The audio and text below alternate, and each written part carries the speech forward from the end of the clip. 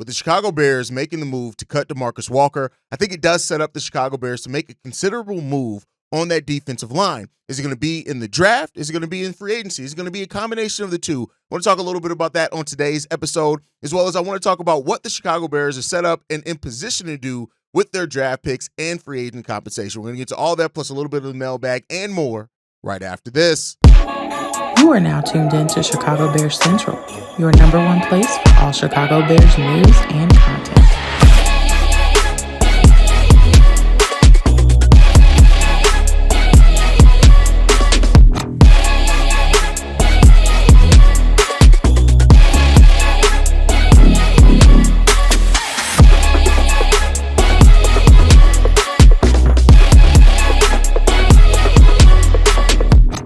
What's going on, Bears fans? Welcome to another episode of Chicago Bears Central, your number one spot for everything Chicago Bears related. I'm the host, Terry Hayes, but more importantly, you guys can follow the channel at Chi Bears Central on every social media platform we happen to be on. With that said, let's go ahead and get into this content for today, y'all. And I want to start off talking about the Bears and the waiving and cutting of DeMarcus Walker.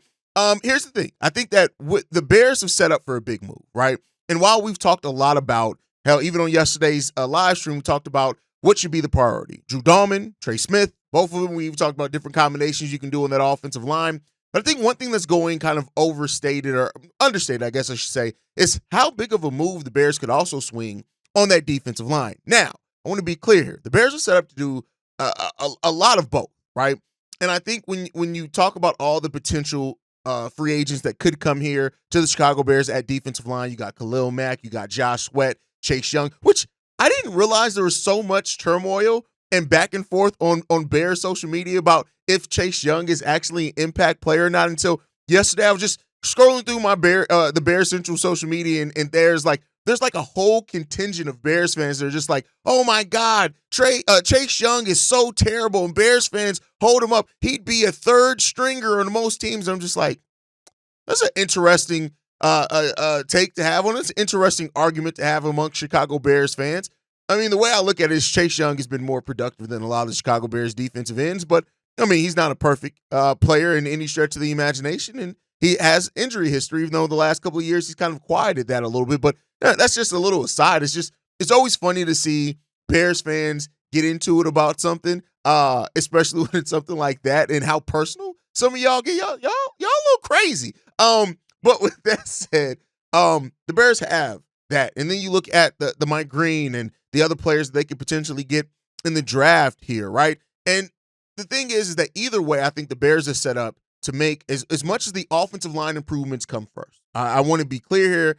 Everything that we got to get that offensive line together, that is what we have to focus on and prioritize first, in my personal opinion. But even with all that said and all that has to go into that, the defensive line also needs addressing as well, right?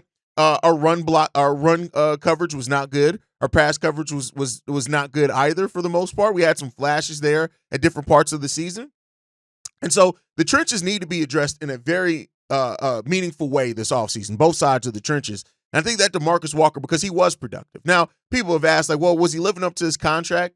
I look at it and I say that, like, for his role and what he did, and the fact that he didn't play one role, he played multiple positions, and it was really the number of snaps he played at that position went up and down depending on, who was healthy for the Bears and who was playing well for the Bears. So I look at DeMarcus Walker as a player who was perfectly fine. It was also perfectly fine waiving him, but you need to find somebody. That's 3.5 sacks, right? And that's some good pressure as far as in the run blocking as well on the edge there that we're going to be missing now. Now, you look at Austin Booker, the way that he can step up. I think that Daniel Hardy's going to be back as well. Look at how he can step up. But the Bears are shaped up are in a position to do something really big on that defensive line, and I think they have to address that in a meaningful way. Now, I think it's going to be more fluid. I think the offensive line, they're going to target. We're going to see offensive linemen target really, really early, right? I think that's going to happen. The Dalmans, the Evan Browns, right? The Zittlers, the of course Trey Smiths, the Will Freeze, right? Or the Fries, like those guys are going to be targeted first. And I understand that these are guys that are at the top of their position,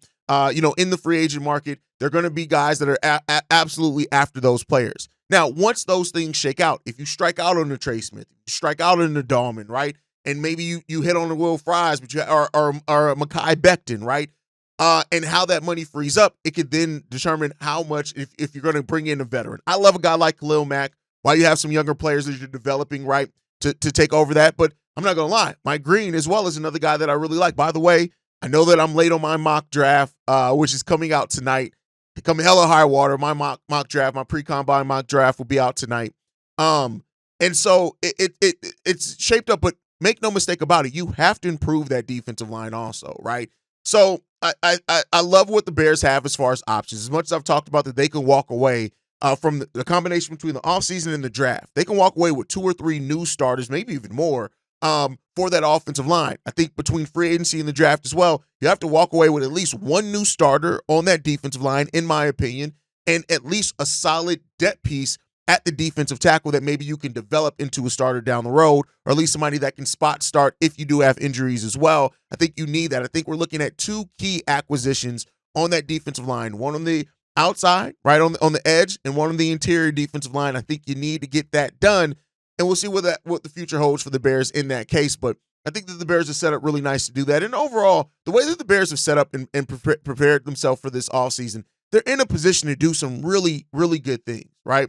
It just comes down to the Bears have to attack it. And Ryan Poles, he's really, piecemealed together an offensive line for the last couple of years. We can't have that again this year.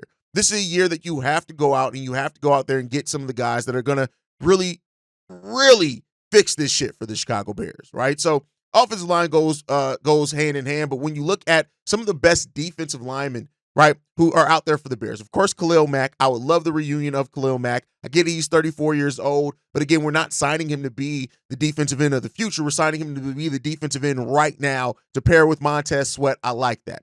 Then I think at number 2, Josh Sweat. And Josh Sweat could be number 1 as well. Maybe they're 1A, 1B. Josh Sweat is going to take some money, though, right? 41 tackles, 8 sacks. You have the all sweat edge, right? When it comes down to it, that's going to make opposing quarterbacks sweat, seeing those guys on the edge coming at them every time. You have another year of development from Javon Dexter. Andrew Billies can stay healthy, and we add some depth at that defensive tackle. That's an offensive line I can get behind. So really, a defensive line I can get behind. I really like that one as well. Another guy that's recently popped up, and I can't remember the user that asked me to go and look into this guy, but it makes some sense. From the Chiefs, Charles Emmanuel.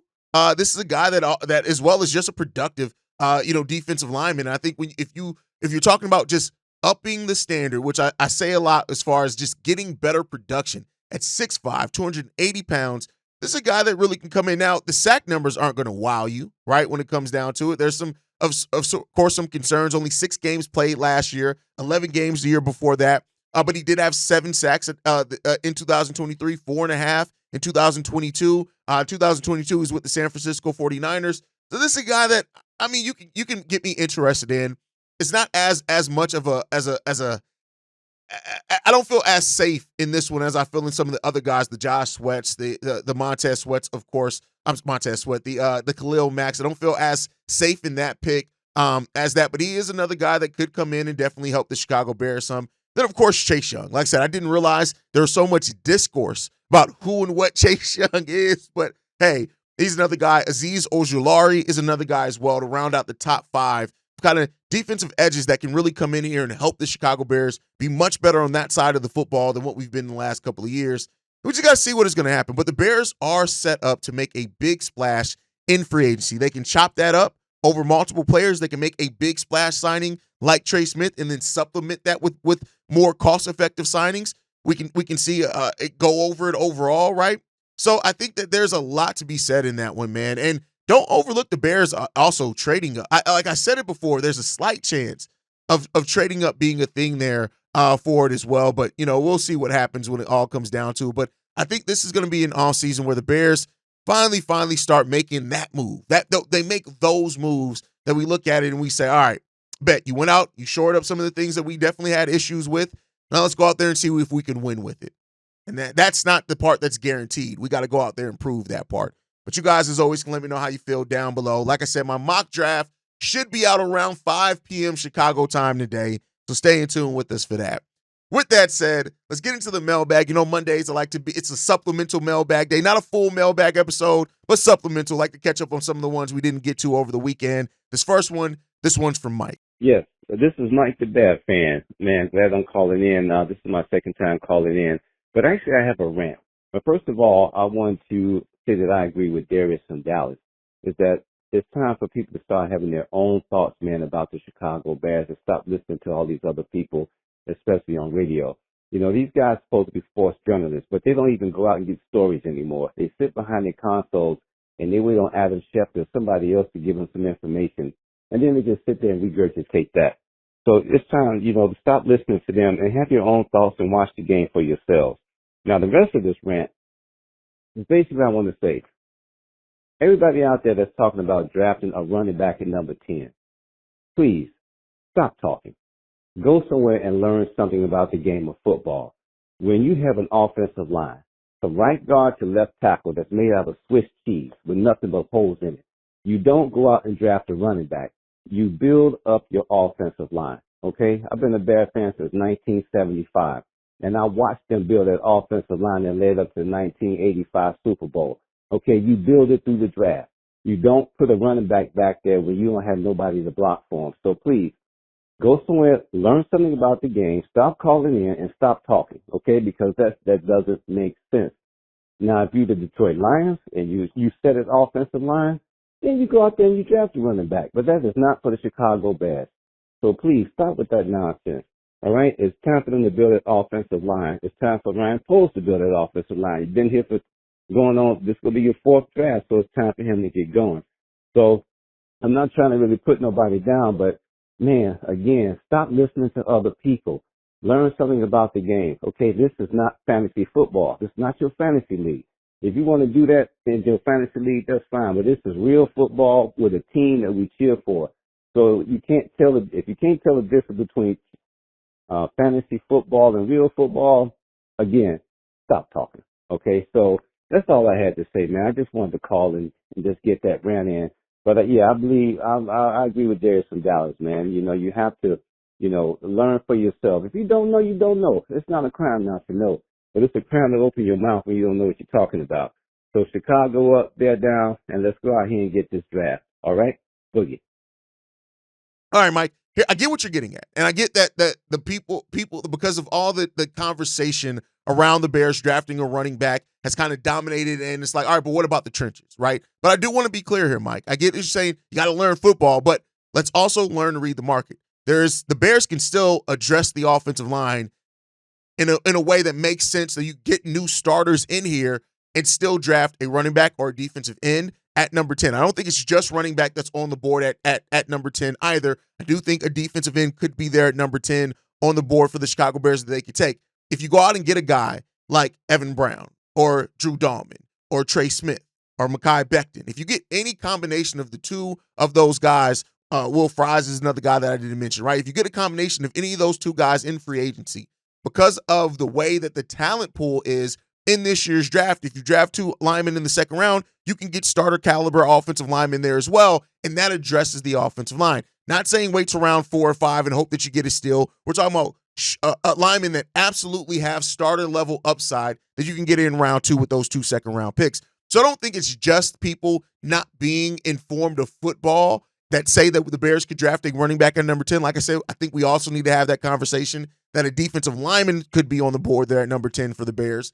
But I think it's that aspect of it. It's not just about the draft. If we didn't have free agent capital, of course, then absolutely, I'd be right there with you. But I think you got to look at that one as well. Now, I do agree, though. This is a surefire thing, and I love that Darius touched on this. People have to stop letting the national media conversation become their opinion. Go out there and actually look into some of this stuff. And I know some do, right? And I'm not saying that, but like the national media is not there to inform anymore. Back in the day when we used to be able, like the national media, ESPN, or even your local guys were there to really kind of inform you of what's going on with the team. It's all about takes now. It's all about clicks now, right? You don't have a lot of that when it comes down to it. So I do agree. Stop letting the national media narratives become your opinion as Bears fans. It's okay to go out there and look at mocks. The tape is available. Go out there and watch some tape for yourself. Go and do those type of things. We live in the age now where there's so much at our fingertips that only used to be available to people actually on NFL teams. Go out there and don't just watch highlights. Watch tape. That's a very different thing. You can make almost anybody look good with highlights. Watch tape. Positives, negatives. where they do stuff right at, where they do stuff wrong at. Watch that tape. I get it. That's part of what we're here for to do, right? Especially being daily. We're to kind of help inform you guys on what's going on. But, fact check me, fact check Steve-O, fact check Bobby, everybody, right? Go and do those things as well. Go and I don't want to quote this, do your own research, but it's out there. Go and find your own opinion. Now, if your opinion coincides with somebody in the national media, great. But make sure that you're informed, because I've seen so many people misquote things because they're just looking at the article. The article didn't even get it right? You got to go out there and do your own. And I think here at Chicago Bears Central, we have a very good fan base that's just smart football-wise and is knowledgeable, and that does go out there and do their own research, which is why I love y'all. All right, let's get into the next one, man. This next one's from Keys. Yo, what's up, guys? It's your boy Keys on this lovely Sunday morning, man. Hope all is well with you. First off, Bobby, and the guys, if y'all ever do like a meet and greet or whatever the case may be, bro, I would definitely love to meet and chop it up with you guys, man. We can make it happen. Whatever y'all do, bro, just let me know and I'll be there, man. But let's get into it, dog. Looking at this week, and this is my favorite time of the year, man. It's the combine time. And I always like to watch and see what guys are going to put themselves out there to make some money and change their life. And, you know, two of the guys, been watching the mock drafts y'all released. Two of the guys for sure I would definitely want on the Bears, and that's Mike Green and Quinshon Judkins. I think Quinshon Judkins, to me, had he not transferred and just stayed at Ole Miss, I think he would have had close to about 1,800 yards rushing. That's what I think in the SEC, and that ain't easy to do. Mike Green, he that guy, reminds me a lot, not saying this is him, but just the frame and how they both came out and stuff of Khalil Mack. And when Khalil Mack came out, people questioned him about because he played at Buffalo. And you got people questioning Mike Green because he played at Marshall. But, you know, it never made no difference, bro. And I think with Dennis Allen, like if Mike Green is there at 10 and say Will Campbell, Mason Graham, and Kelvin Banks Jr. ain't there, I would go with Mike Green at 10 and not have no problem with that. But there's some other guys, too, in this draft with the combine that's coming up. I want y'all to take a look at who I think could be really good players, specifically offensive, defensive line.